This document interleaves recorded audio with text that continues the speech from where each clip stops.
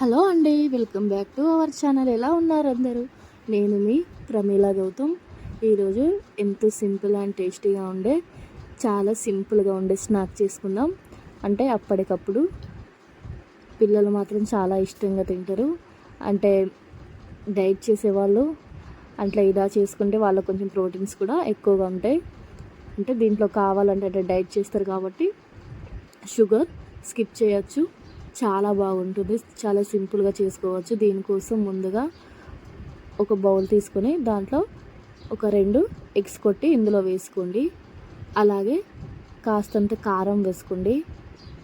అంటే కారం ఎక్కువ తినేవాళ్ళు, స్పైసీగా తినాలనుకునే వాళ్ళు కాస్తంత ఎక్కువ వేసుకోండి.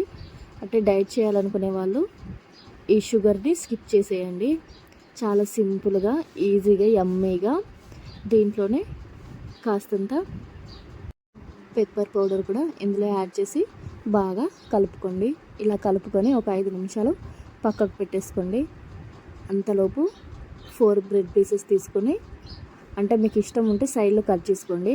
అంటే సైడ్లో కట్ చేసుకోవాలి అవసరం లేదనుకుంటున్నా. అంటే చాలామంది కట్ చేస్తారు, కానీ అంటే మీకు ఇష్టం ఉంటే కట్ చేసుకోండి, లేకుంటే అవసరం లేదు. ఇలా స్టవ్ వెలిగించుకొని ఒక కడాయి పెట్టుకొని దాంట్లో కాస్తంత నెయ్యి వేసుకోండి. ఇలా నెయ్యి వేసి మొత్తం అప్లై చేసుకుని మనం ఈ బ్రెడ్ పీసెస్ని అంటే ఎగ్లో మొత్తం డిప్ చేసేయండి.